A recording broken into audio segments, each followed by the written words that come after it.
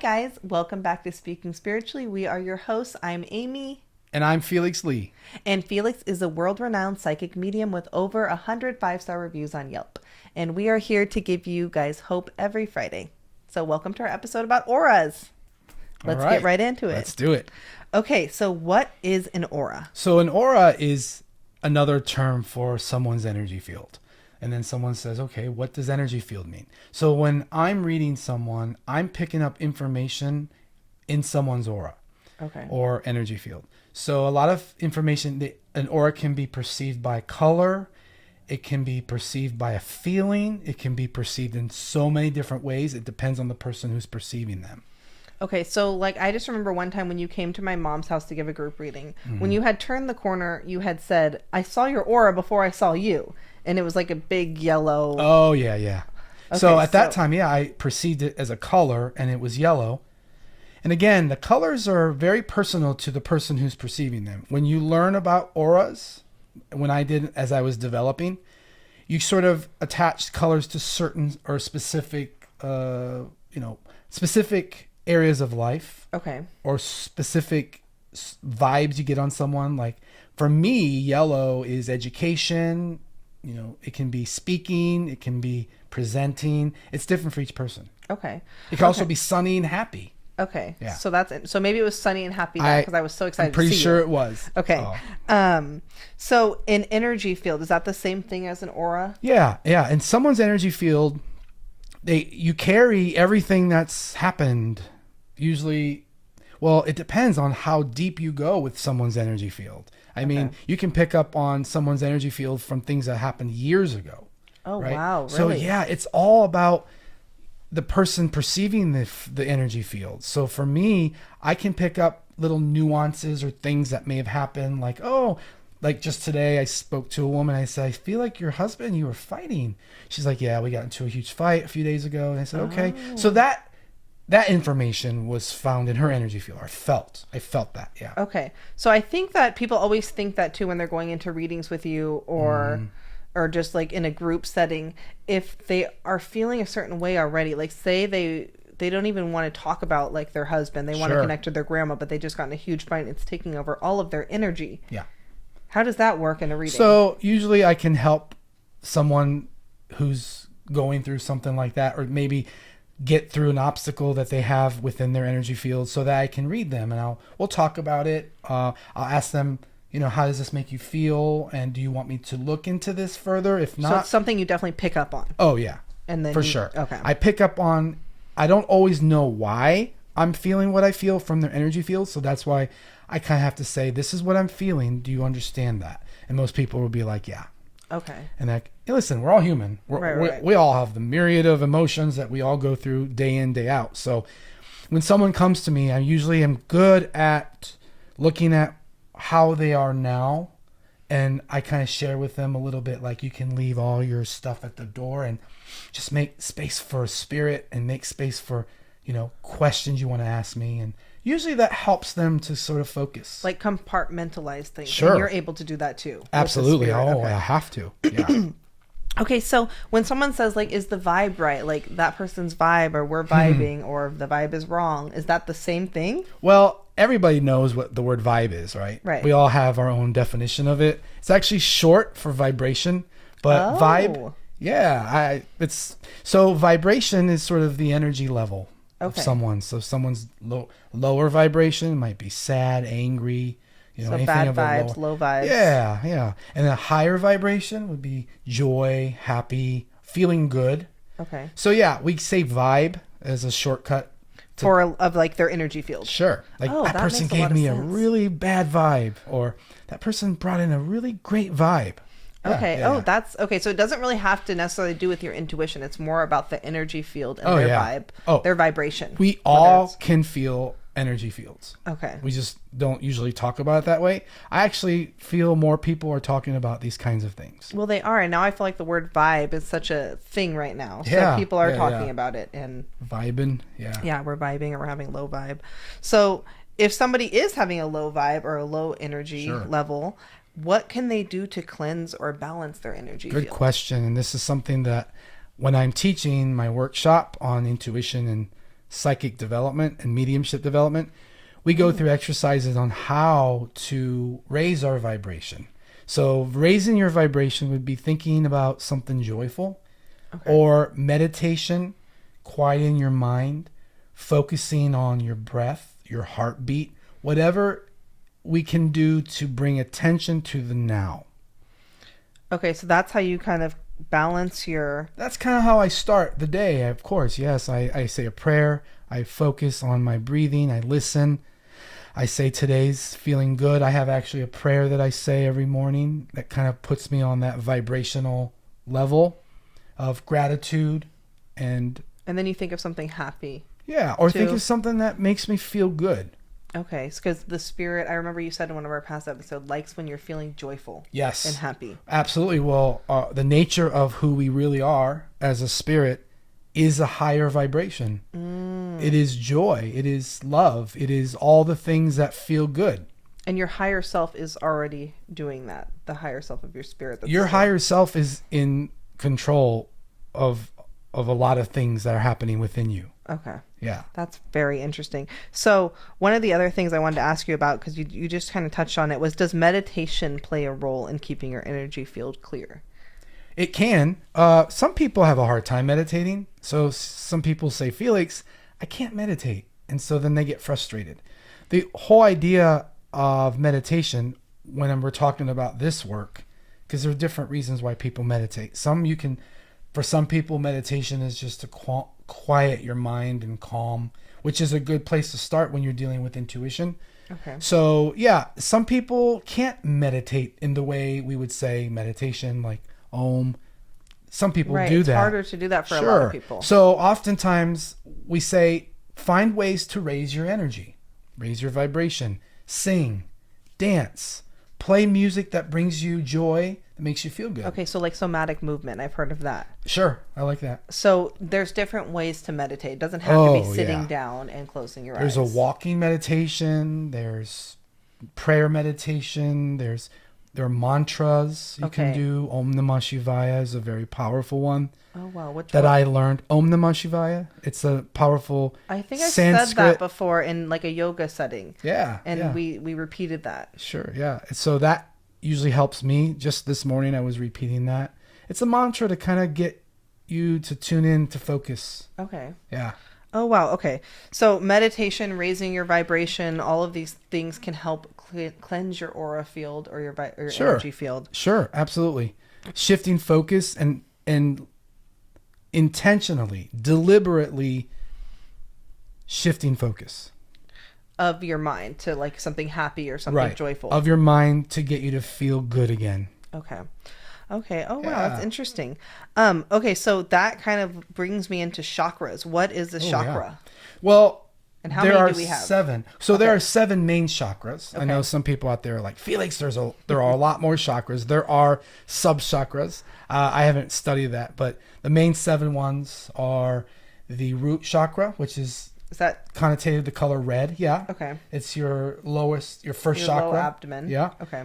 And then that's your first chakra? The first chakra is the base of your spine. Yeah. Oh, called root. Okay. Grounding, connecting yourself to the earth again is a good sort of meditation to ground and balance that chakra. The second chakra is referred to as the sacral chakra. And that's like right in your And stomach. that is the actual reproductive area. Okay. Or sexual. It can be considered sexual chakra or the creative chakra. Okay. And what was that one called? The sacral. Sacral. Yeah, okay. Sacral. And also color orange is how it's represented on. Okay, so red, orange. Red, orange, and then the yellow would be the third chakra is your solar plexus. Okay. And this is the chakra that I focus on when I'm working as a medium. Oh, this chakra here, your solar plexus, is where mediums right in the middle of like your chest, like below your chest. Here. Yeah. Okay. It's where we perceive, or it's where we receive spirit information. It's where we feel. Your gut feeling happens right here. Okay. Yeah. Clairsentience, which is one of your 5 clairs, happens right here in the solar plexus. I mean, it can happen anywhere in the body, but the solar plexus is that place that they say gut instinct from too. Yeah. Oh wow. Yeah, okay. we all have. It's very right here. We feel it. It's when you just know something. It's right here. Okay, that's the third. The third solar plexus, and the fourth chakra is the heart chakra. Okay. What color represented by the color green. Oh, and that's love, compassion, feeling connected to our fellow humans and animals, and just feeling love and feeling an open, as we say, open heart, right? So, yeah, that's the color green, and then the throat chakra is your fifth chakra. Okay. And that is represented by the color blue. Okay. And that is the center of communication,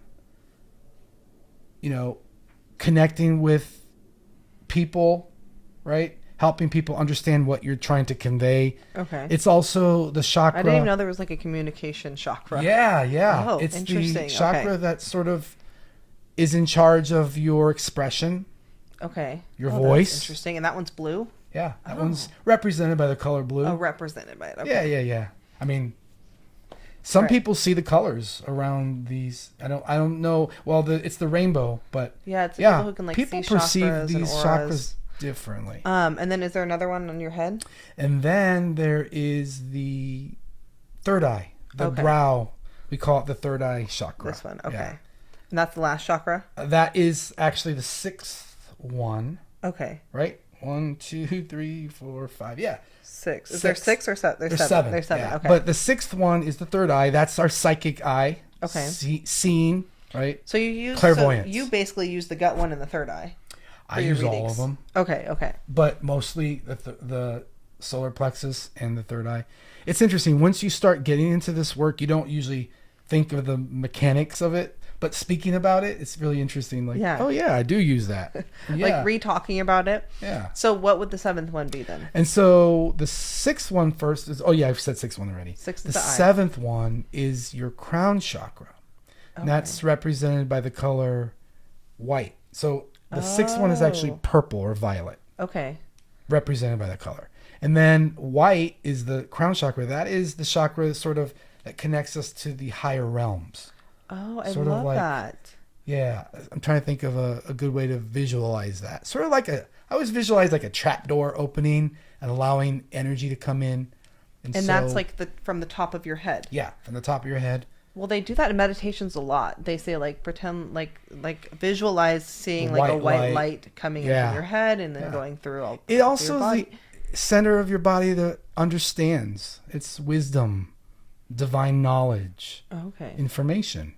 Right? Okay, so you use that one too then. We're getting we're downloading things. Absolutely, yeah. So when people do like a chakra cleansing, it's like someone special who comes and moves energy around. Yeah, someone who can move energy. I started out learning about chakras because when I first started out, I thought this is kind of foo-foo for me, but I realized it was helpful. It helped me because sometimes people are like, "Oh, let me clear your chakras." I'm not making fun of that, but that's kind of like what people say. But no, it's a real thing, and it can be very helpful and beneficial. Okay, yeah, I've done that before when I did a cacao ceremony, and then they did some sort of like aura chakra energy moving. Yeah. Even though they're not touching you, you can actually feel their heat or like the energy moving somehow. Oh yeah, absolutely. So how can someone learn to read someone else's energy fields or auras? Good question. So the first thing is that you already do it. Oh, from knowing the vibe. Surprise, surprise. Okay. Well, no, you don't have to know anything about the body. You just do it. No, the vibe. Oh, the vibe. Yeah, sorry. Is that basically how we're doing it? Like, yes. Oh God, that person had a bad vibe. That's us reading. Absolutely. We are always in connection to that part of us. Sometimes we're not aware of that. But we all do it. We do it all the time, every day. So how can someone get better at it though? Like say I want to start seeing someone's auras. Like can I do that? Can I learn to do that? You can learn how to tune into someone's aura for sure. And the first step would be to clear your energy, to feel good. And I really teach this in my classes. I do help people to open up. It's important to know where you are energetically first, and then learning to perceive other people's auras.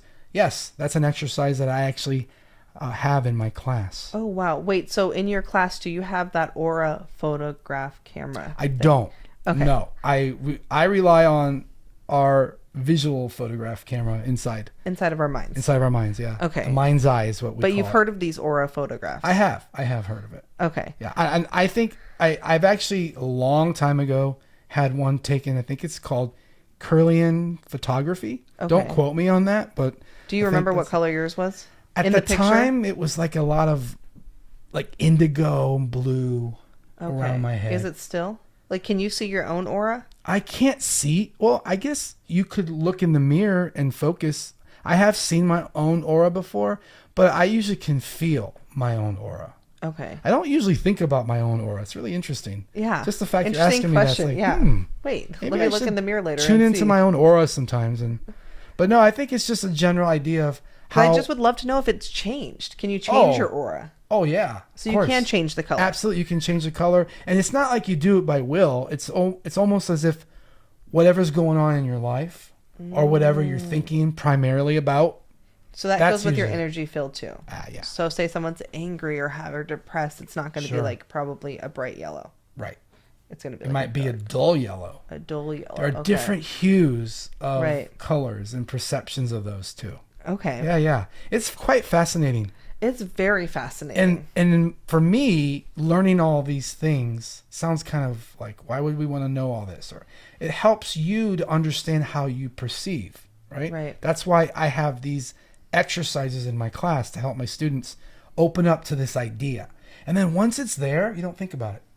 Sort of like driving a car, You drive a car, you don't think about, it's just muscle memory. It just comes. Oh, wow. That's really interesting. So in your classes, you teach those so people could sign up and they could. For sure. Learn more about aura reading. And yeah, it's pretty quick because we practice reading other people's auras and then pretty soon we're reading other people. Oh, wow. So then your students are reading each other. Absolutely. Oh, wow. That's really cool. I truly believe we learn by doing. Yes, I agree. In my class, all the work in the reading materials I have my students do before they show up. We briefly talk about them, questions, Q&A, and then we go straight into the exercises. Okay. That is how I learned. And that's how you've seen it work with your students too. I love that. Okay, so lastly, what advice would you give to someone who's experiencing negative energy? Like a negative energy field? So if someone's experiencing someone else's negative energy? Either someone else's or their own. Like what should they do about their own energy field? And then what could they say about like their spouses or their children's? First it's important to validate and acknowledge that you feel a certain way. If you feel negative, like, okay, why do I feel this way? And can I shift? You sure can. I mean, it depends on what kind of thing. It depends on what has caused the negative energy, right? Okay. It can be sadness. You can't just shake. If something really serious happened, it's going to be hard. Right. But no, I actually had a student ask me, Felix, what if the person that I'm trying to read has negative energy? Do I dismiss them or do I say I can't read you? I said, listen, when people come to someone like us, a medium or a psychic, they're coming because they need help. People aren't coming just us all happy and giggly and just so excited. Some do, and excited to see what we see. They're coming because they need help. That's so true. And so I said to my student, you're going to get used to people coming to you with that an energy. Maybe they're sad. It's going to be that energy a lot. I didn't think about that, but you probably get that a lot. Absolutely. And so we learn how to work with people. We can't shun someone away because they feel negative, right? Right. I usually address it. And that energy that they come into this room with when I'm reading them, it changes. Okay, so first is acknowledging it. Absolutely. We all need acknowledgement. Okay. Everybody wants to be validated and acknowledged, right? Right. So that's the first thing that I do. And so I tell my students, I tell people, like, don't worry about someone's energy. You focus on your energy and you focus on what they need. So it's harder to change someone else's energy. You kind of need to just focus on your own energy. Absolutely. I don't go and try to change anyone's energy. Usually the spirit will help with that. Okay. I say spirit people. When I'm speaking to people, when I'm reading someone, I can feel their loved ones working on them energetically. Okay. Yeah. I love that. It's so cool. Like, I'm not doing anything but listening. Mm-hmm. My job as a medium is to listen to what my clients are saying and to hear what spirit is saying. Okay. And my job is just to relay the information as I get it. And you're doing a wonderful job. Well, thank you.